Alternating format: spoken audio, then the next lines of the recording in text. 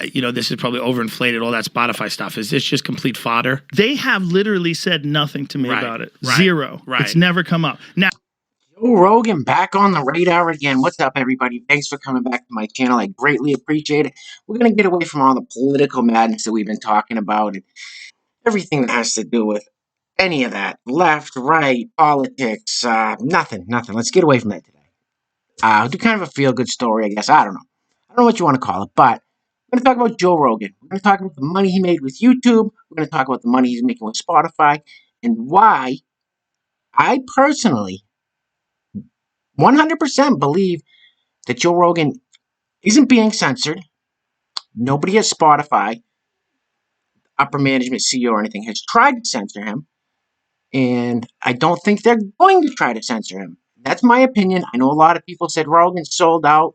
Rogan's show sucks now, this, that, and the third. And I get it. It seems like there's been some weird things that have kind of happened, especially in that Alex Jones episode where every little word Alex said was scrutinized and fact-checked. I get it.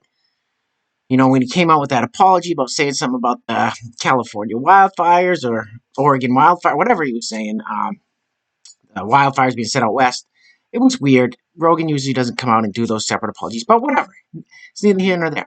At first, I was skeptical. I said, Jesus, this guy's sold out, but I believe him. Listen, I believe him, and I'm going to tell you guys why. So first of all, I just showed you guys Joe Rogan. To me, I feel like he's an honest guy. I feel like he's a straight up, no bullshit, shoot from the hip, call it spade a spade, just an honest guy. He's not going to come out and BS people, and that's my opinion, Like I said, I know a lot of people think that he is sold out. So let me explain to you.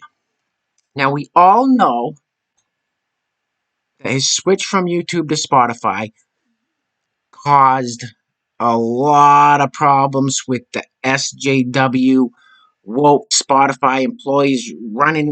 They have 10, 15 company meetings. They're running in there with their blue and purple and green hair, screaming at the top of their lungs, wanting to cancel him and censor him.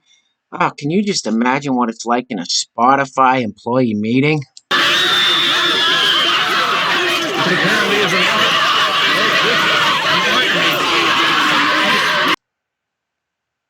Oh my God. Okay, so we just got out of a Spotify employee meeting.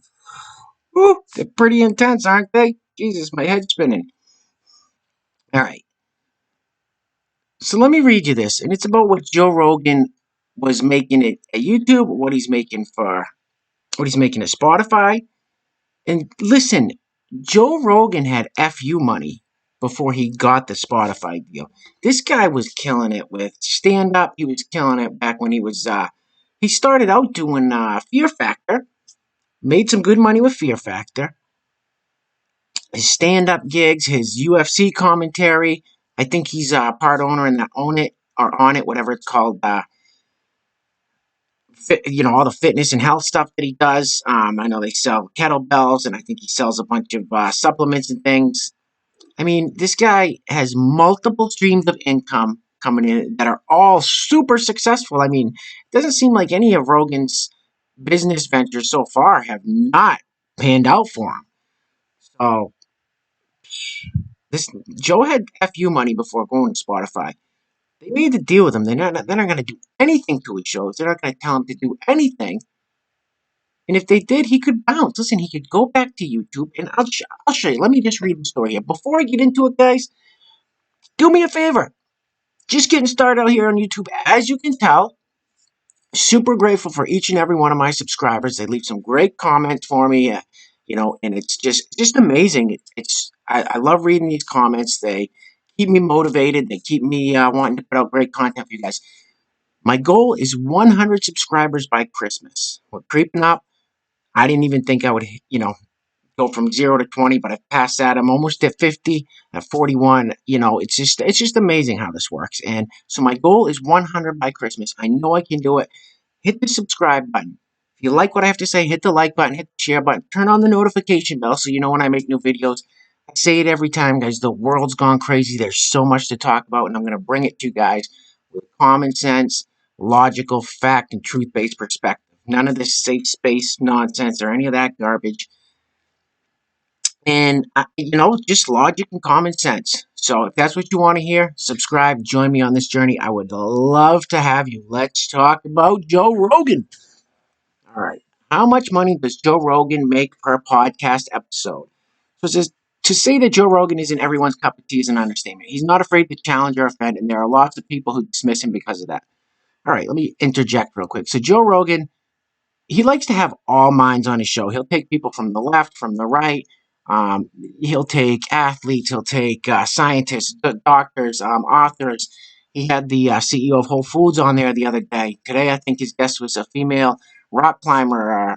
All kinds of people, and it's amazing. He just loves to hear everybody's point of view on everything, and he's not afraid to get into debates. He's not afraid to give his opinions, and that's great.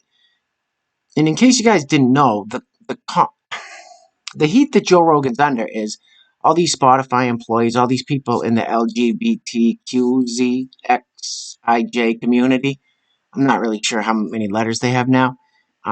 They all think he's a transphobe because he had Abigail Schreier on there, and she wrote a book that kind of explained.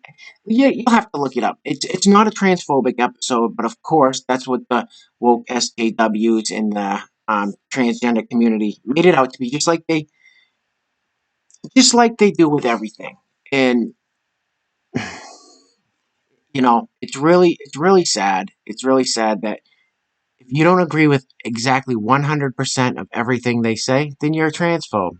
Because there's an uptick of several thousand% over the last decade. They're looking at this and they're trying to figure out what the fuck is going on. Right. So when that does happen, if you can't discuss it, we've found ourselves in this terrible place where there's no longer nuance, there's no longer informed discussion, and you have decided that a subject is off bounds or out of boundaries. Now, if people think that I should have trans people on and talk to them about it, I'm happy to do that. Right. But that's not what they're saying. Right. Now, I don't know what the actual conversation has been from Spotify talking to these employees, but if these employees are listening, I would tell you emphatically, I am not in any way anti-trans. Not in any way.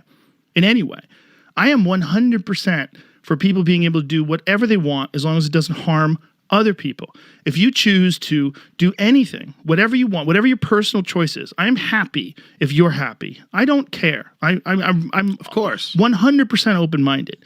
But if you say that I can't talk about something when a woman wrote a whole book and researched it deeply and is talking about not just these children themselves that have grown up and then gotten out of school and then realized they've made a horrible mistake and it's irreversible. That's the name of the book, Irreversible Damage. Right. If we can't discuss this. Look, I had a friend who reached out to me and was saying thank you because my daughter has friends and 4 of them just decided they're trans together and they're all awkward, and I've been trying to tell her that this is probably statistically not even possible, that they would all be trans like this, that this is there might be something else, and then they read this book or they hear about this conversation and without even looking into it, they just decided that it's transphobic. It's not transphobic to say that some people will regret transitioning. It's just a part of being a person. Right. People are so malleable. They're so easily influenced. And for us to deny that doesn't do anybody any good. No. Anybody any service. No. So this is the main issue they had with that. This is apparently this is the main problem they had, was this one particular episode. And I'm sure they've had issues with other episodes as well.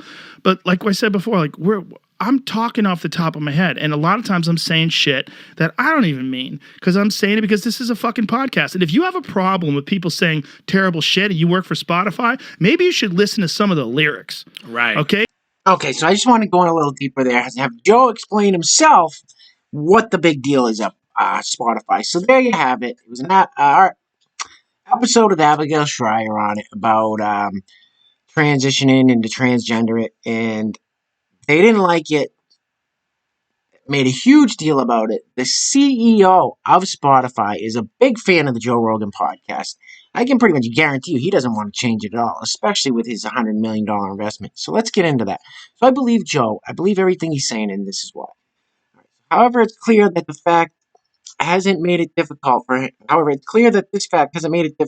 to build an audience. Rogan's brash podcast, Joe Rogan Experience, is an important part of his success story. His huge audience has recently led to a lucrative deal with Spotify, and his per episode payday is stunning. So I cut a bunch of the article out because it just talks about Joe growing up in Massachusetts and stuff.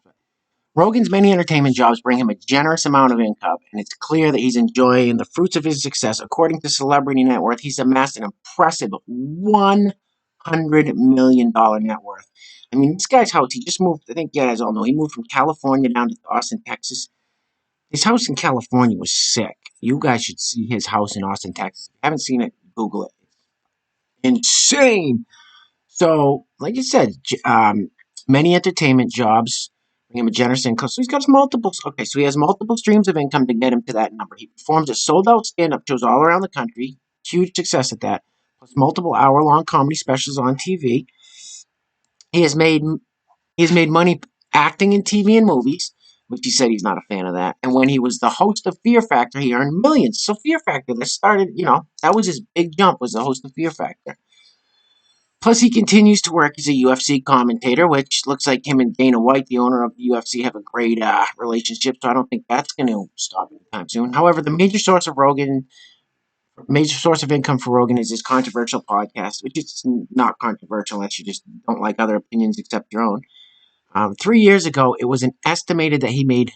Okay, check this out. 3 years ago, it was estimated that he made $5 million per year from YouTube revenue and sponsored content. Within a few years, he had increased that number to an impressive $30 million per year.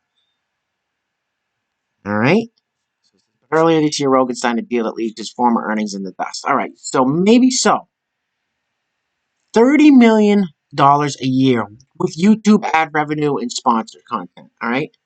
So if he signed a $100 million deal with Spotify and something went wonky over there and these blue-haired crazy people got him canceled or censored, and he said, no, I'm going back to YouTube. He's going to be making this kind of money, and I bet it's just going to keep growing. So in just a couple years, 2 or 3 years, 3 or 4 years, he's passing what Spotify's offered him. Now I'm sure he's going to make more money. He's just going to keep making money. This guy he's got it going on. This is why, this number right here, within a few years, he increased that number to an impressive $30 million per year with YouTube ad revenue and sponsored content. So on YouTube, he was making FU money years ago.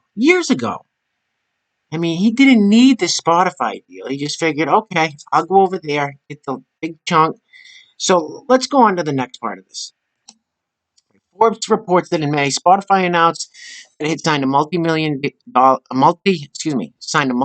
deal for Joe Rogan Experience. Rogan has claimed that his podcast has reached 190 million downloads per month. Spotify saw the promise in that huge audience, and they offered Joe Rogan an estimated 100 million for exclusive rights to it. He retains ownership and full editorial control of the show. And like I said, I 100% now completely agree and believe Joe Rogan that Spotify isn't going to touch it. Because like I said, if they do, he's going to go back to making 30 plus million a year. He's got the money to say, F you, you're not changing anything about my show. Get it? That's what FU money is. He can do what he wants. The full details of the deal were not disclosed, but at that astronomical sum, Rogan could possibly earn $75,000 per episode. Considering that he records 3 to 5 episodes a week, that adds up quickly. Yeah, that's some serious money right there. Rogan is unapologetically himself, whether he's doing stand-up, commentating UFC matches, or chatting with guests on his Wild Successfully podcast. While not everyone enjoys his strong personality and unusual opinions, it's taken him far in life. It sure has. Real successful guy. Spotify is ready to gamble that his success so far is just the beginning. And listen, I agree with Spotify. I think Joe Rogan's not even close to peaking. So, there you have it, guys. That is... I was up in the air whether he was getting censored, whether they were trying to put the kibosh on some of the stuff he was talking about. But when I read this article, and I just wanted to share it with you guys to show you why now I firmly believe that there is absolutely no censoring going on. And listen, I know a lot of people still believe it. Let me know in the comments. Let me know in the comments if you think Rogan sold out. Let me know in the comments if you think that, Spotify's got some kind of control over, some kind of censorship, some kind of control, or some kind of artistic control over his episodes. I mean, are they telling him what to say, telling him what he can't say, making him apologize? Let me know in the comments, because like I said, and I firmly believe this after reading about the money, he is not being censored. He had FU money with YouTube that he was making. He was he was getting a little iffy at the end if YouTube was going to start taking his shows off the episode, his episodes off the YouTube platform, or if they were going to stop him from having some people on his episode. So I think that's why he went to Spotify, to make sure that none of that happened.